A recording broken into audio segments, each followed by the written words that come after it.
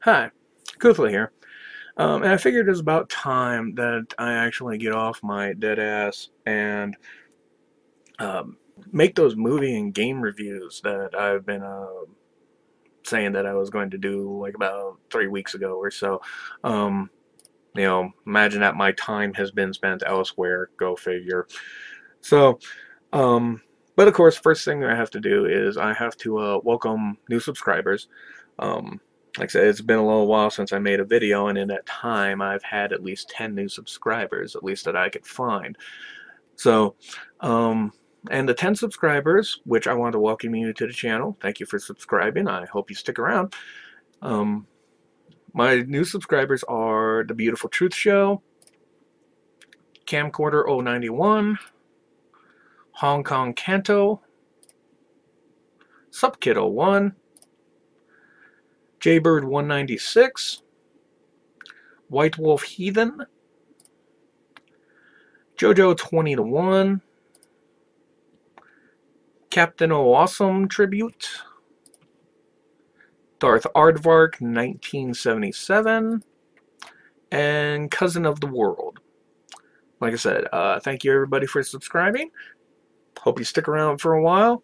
And like I said, feel free to leave me comments, messages, whatnot. I'm always open to them. Also, at the time when I had like made my last video, I was just under 50 subscribers, and now I'm at 59. Um, I had 50th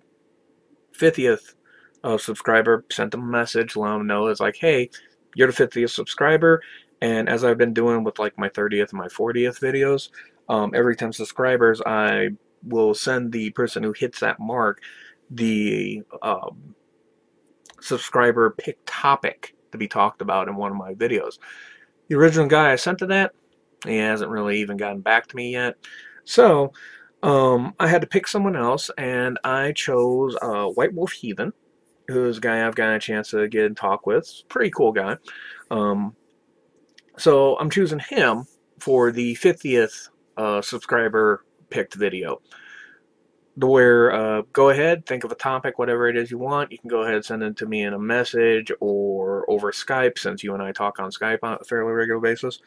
Um, Let me know and I'll make a video on it. So with the welcomes now done, I'd like to get to the movie review. And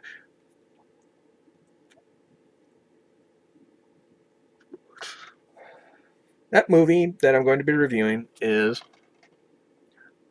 Ultraviolet,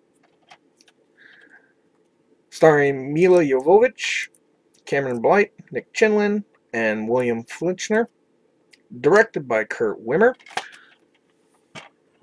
Now, Ultraviolet is a pretty little fun film. It's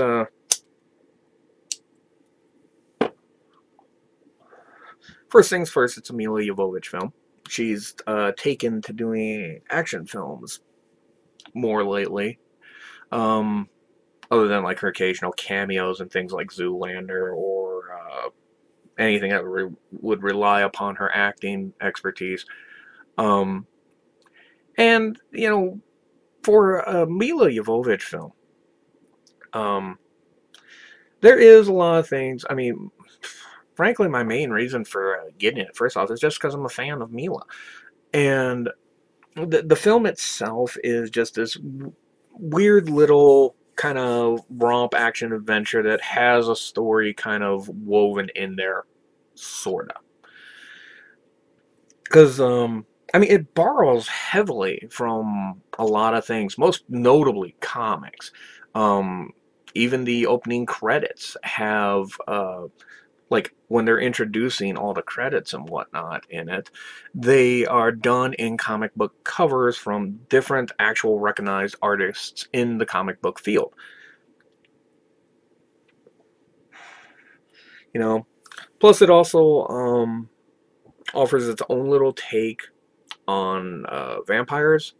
Speaking that vampires in this are actually the minority, even though Violet, played by Milla, is she's like apparently the best of the vampires. I mean, it's just like she goes in, she gets the job done, you know, because she's part of this vampire resistance movement that is basically fighting to keep vampires alive because the United States government has changed from what it originally was to this weird type of religious Big Brother-esque entity that is run by this individual named Vice Cardinal Daxus, who's played by Nick Chinlund. And they add, like I said, they try their best. I mean, granted, you know, we're not expecting Shakespeare out of an action adventure film and stuff, but the acting is, like I said, it definitely could be better. There's too many times where lines are too heavily forced by people working with Milla. She can pull her lines off just fine, you know, but it concentrates more on the action adventure than anything else. It does have some storylines in there. I mean, it gives Violet this nice little sob story about when she became a vampire, lost her husband, lost her kids, and then was eventually killed herself, but somehow came back. And then there's just not really a lot of history about her. Next thing you know, she's in the vampire rebellion trying to save them, and she's on this mission to get this ultimate weapon to kill all vampires, which is basically an airborne release gas that will then go and, just because it's mixed into the atmosphere, will find every vampire on the planet and kill them. So,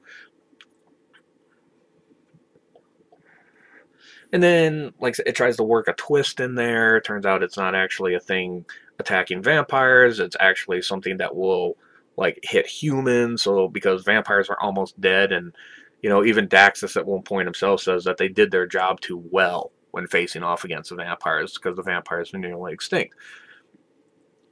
You know, instead he wants to now do something with the humans, and it turns out that the secret weapon is actually a kid with that thing in him.